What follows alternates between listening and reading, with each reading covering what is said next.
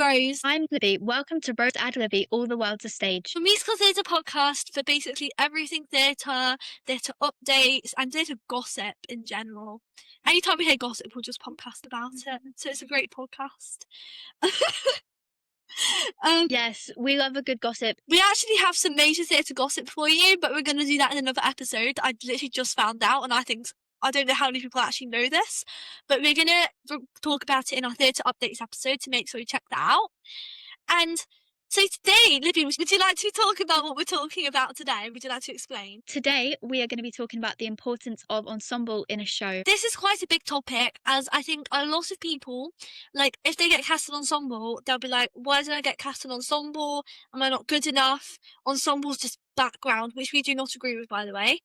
And I think people underestimate the power of ensemble in theatre. So we're going to start off with, who are the ensemble? So with Libby, would you like to start us off? We are very involved in Amdrams as people, and we both have lots of experience in ensemble, so that's why we wanted to do this episode and talk to you guys about ensemble and how it forms a show into not just how it takes a show from one thing to another and just really shapes what the show is. An incredible example of this is Hamilton. I mean, I don't want to keep mentioning Hamilton, but I do feel that as like a show, it's a really good example, because I feel like without the ensemble, it would not be, I'm not saying it'd be bad, but the ensemble just brings so much to it, and like brings so much of the story to life. And I feel like it wouldn't be Hamilton without ensemble. So I just think that's something people need to bear in mind, is your favourite shows wouldn't be such a success without them. So Hamilton is another honourable mention is Heathers. Each of the ensemble characters have their own names. You've got New Wave Party Girl, Drama Club, Drama Queen, let me think of a boy one, Beleaguered Geek. And even though they, are just like, oh yeah, they do the dances, they're lots of in some ways they are backup dancers, especially in a number like Never Shut Up Again, but they have their own personalities. Each of these characters has their own things that they bring. Sona Chick, a good example of that. And like, even like, I don't know how to word it, is full in moving that story along. Heathers it's a show about American high school, really, and the different personalities that you see in that. And without that, it would just be like the clique, if you know what I mean.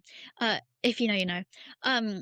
But this ensemble characters actually brings the show to life, that yes, this is an American high school and this is what's going on. So in many ways, from a performance of a few people to a story, Yeah, and there are so many shows like this. And I do think that people take the ensemble for granted quite a lot, and that I just feel like even Phantom of the Opera, even though a lot of it is kind of just Christine and the Phantom, like there are a lot of ensemble numbers such as Masquerade, and I just feel like they also bring the vocals so much more powerful as well, because an example of this is I was at rehearsals for Six today. I was and they were saying, like, to do the backing vocals. Sorry, I interrupted. We do have some ensemble members, like, and I am ensemble when I'm not a queen, and we just kind of all sing together, because while it's great with 6 people singing, like, the power that those vocals bring is just incredible when all the harmonies are put together, and I think people do underestimate it such a lot. So I think we should explain to people who need to get to know what the ensemble is.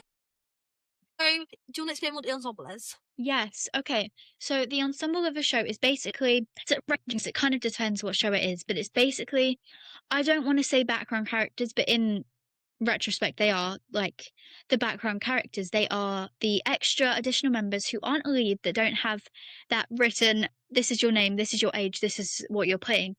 They often take part in lots of dance numbers and in lots of shows.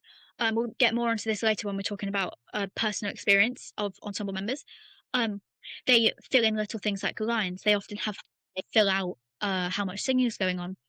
And yeah, they are just kind of a group of people who are extras. So they often play lots of different roles within that show. I like to say that ensemble is a role. That's a part in the show, is to be the ensemble. And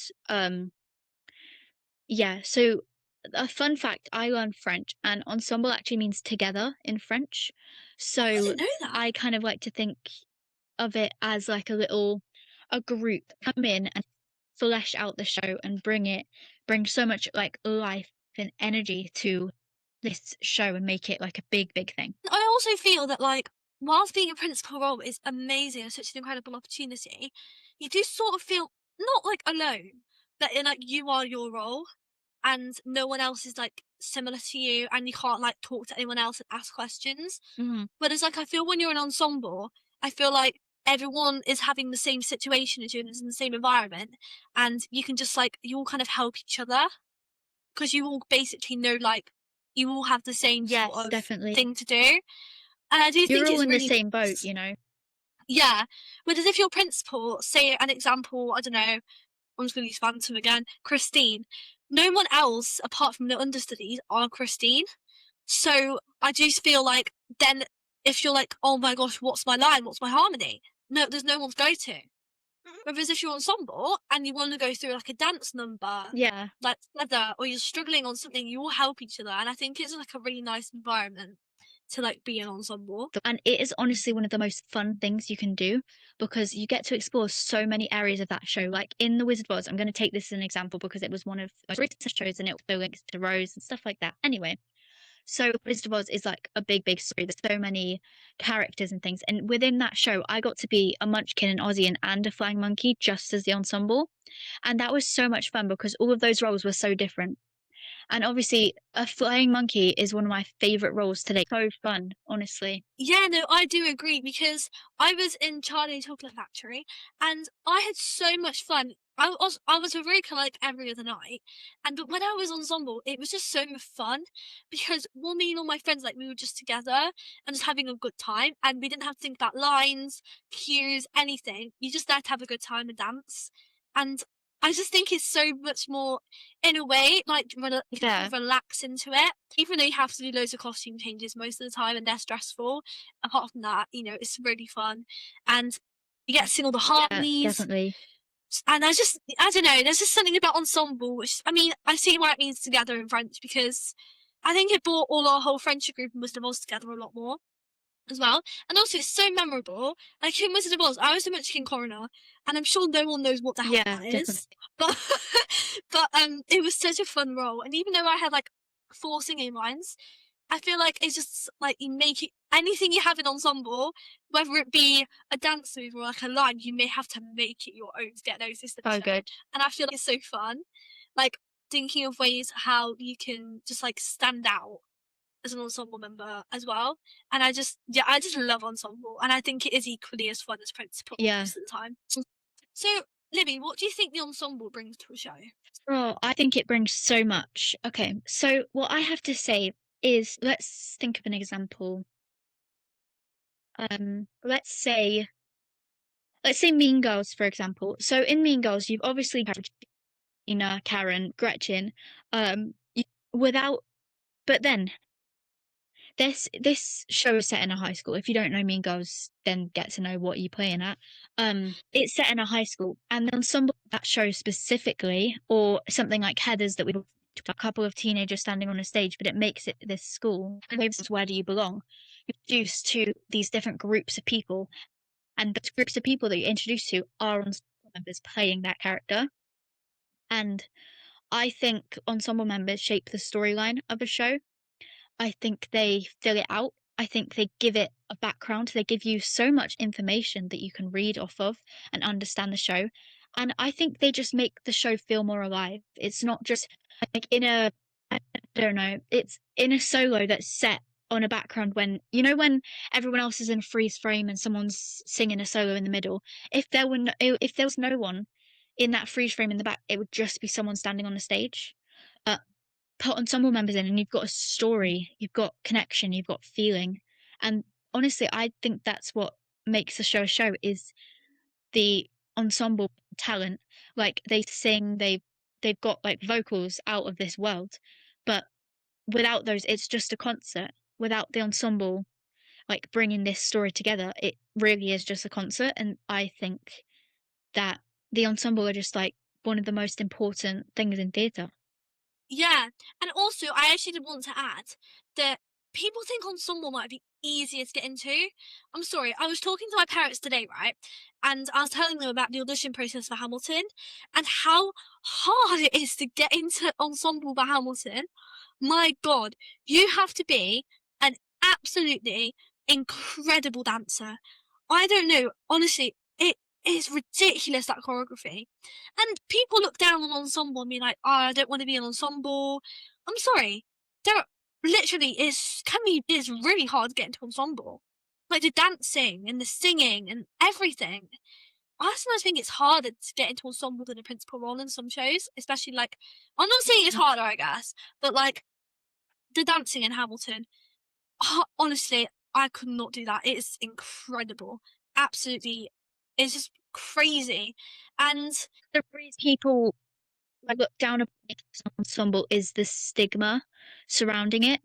Is the oh you're just ensemble, or in something like a school show, where everyone, all the hopeful people from every year auditions for a lead, only certain people get it, and it's just like thrown into the chorus, and you're like, wait, what? You need those background characters, and I think you really need to take away that stigma because it's not a downgrade of your talent. If anything, it's putting faith in an actor to say, I think that you can play this many different roles in this show. I think you can be in 8 different dance numbers playing different characters. I think you can add an extra line there, but not one in this scene. And I think you have versatility as an actor, which is something that every ensemble member needs to show. I don't think it's a downgrade at all. I think it's an upgrade, and it shows an incredible faith for someone to cast you as a role as demanding as the ensemble sometimes is. yeah, no, I completely agree on that. And I do think that Ensemble is an honour. People will be like, oh, I don't want to be in the West End unless I'm like leading lady, leading man or whatever. I'm like, well, Ensemble's incredible. People literally cheer at stage door when you come out when you're Ensemble. Like you'll come stage door and people will actually recognise you and be like, oh my gosh, you're amazing. And I just think it's incredible. And I just think it's just absolutely such a good opportunity. And you learn so much. You learn so much dancing and harmonies. And you learn how to do quick costume changes, which is, I hate costume changes. They are stressful. And yeah, Oh yeah, life skill. You put God. Oh no, your flying monkey costume. When it got stuck, and then, dresses. oh my God, no, but yeah, Oh like, yeah. you're on stage in 30 seconds. Oh, it was so stressful. Oh my gosh, it's so stressful. Okay, so we thought we'd do a little segment on how to make an ensemble member like your own. And I think this is an absolute great part of the podcast. So Libby, how would you Oh make yeah. your ensemble member your own? What is your like process throughout rehearsals? What you need to do is you need to give your character a backstory. On audition information, you'll see they'll have a whole backstory for this character. And personally, what I think people need to do is they need to almost do that for themselves with their ensemble character. So if your character doesn't have a name, give it a name. If your character doesn't have an age, give them an age. Give them a personality, give them a purpose. Where are they going? Why are they crossing? Like, say you're crossing a town square. If you're the townsperson in a pantomime, what are you in the town that day? What are you doing? Um, and give a character that purpose. And in your head, while you're playing that character, you can go, okay, I'm walking across. I'm going to grab some milk to bring home to my mum to make dinner. I'm going to the library. I'm going to post a parcel to a friend that's a birthday present, whatever time period it may be. Give yourself a purpose and give your character a life of its own. And no one has to know that life. You don't have to go around saying, my character's name is Jolene. She is 63 and she lives in Oklahoma. Like, she you no one you don't have to tell anyone that. You just have to have in your head that this is my character, this is my body, and you can make it almost yourself, or you can make it the complete opposite of yourself. You could do anything you want, but giving your character that purpose and that name and that role suddenly makes it feel important to you. And another thing I would say is pretend that character is significant in the show. You don't have to, I'm not telling you to go around and tell people that, oh yeah, my ensemble character is the most important. Like, but I was a hotel clerk, like a desk manager, as one of my ensemble roles, and there was a big scene going on in front of her where 2 characters were placing a bet. It was the show's Dirty Rotten Scoundrels. It's quite old, 2005. waking up because I hear the fight going on over here. I would start like flicking pages and pretending to write down stuff, but then I was like falling asleep because there was no one at my desk and they were fighting over there. But then I woke up and was watching the fight. You know, you have to give yourself a purpose. You're not just um standing in the back like as a townsperson while I'm going on. You're not just walking for going somewhere. You're doing something that you have to make the character your own. Is giving it a purpose. Giving Yeah. And I've actually heard this from quite a lot of people. I know a lot of people when they do like auditions, or not even auditions really, kind of rehearsals, they like to have like a prop that their character's going to use, like in rehearsals. And I do think that, especially for ensemble, helps. So, like, say you're a Victorian townsperson, you might want to wear like a long skirt, heels, a hat, I don't know, like something that makes you feel more connected to your character and like makes you think, I'm not Rose, I'm not Libby anymore, I am so and so. And I do think that's quite a good little hack. I just think so sorry, many ways you can make ensemble your own. Okay, so go I ahead. want to know your Libby, what are your final thoughts on this topic? My final thoughts on this topic are definitely don't underestimate ensemble. And don't be disappointed if you are on a cast and you see ensemble. My advice would be proud of yourself. I think ensemble is incredibly important, and I wish people would give it more credit instead of saying, "Oh, this person's the principal in that show," but look at that person who's the ensemble. Like if you go back on their job history, look at all the amazing stuff they've been in as well. Like I just want more attention to go to it because I think both in Amjams and in professional theatre, West End, touring shows, Broadway, off Broadway, or like anything, I think it is one of the most important roles in theatre. Yeah, but I completely agree, and I think, yeah, I think I agree. Like, be proud of yourself. Do an ensemble. You've like been chosen for this specific role, and they've actually considered, or like I don't know, like Libby would be amazing in ensemble because she's so good at like the harmonies, the dancing. She can take on so many different characters, and I do think that people are always like, not maybe not ashamed, but are like, oh, I'm just ensemble. Don't be like that because it's an incredible achievement and also, you're learning so much from ensemble and you gain so many new skills. And I do think that in the long run, it's going to help even like Yeah. improve you and just teach you so much. And also, it's just so fun just to like have fun with your friends without the pressure of lines or like all After the being in the like ensemble, cues. Yeah, no, yeah, I think after being in the ensemble. ensemble, when you do manage to find to when you manage to land that lead role, which you'll feel this sense of I've worked up, and you'll also not feel lost. You'll not be like,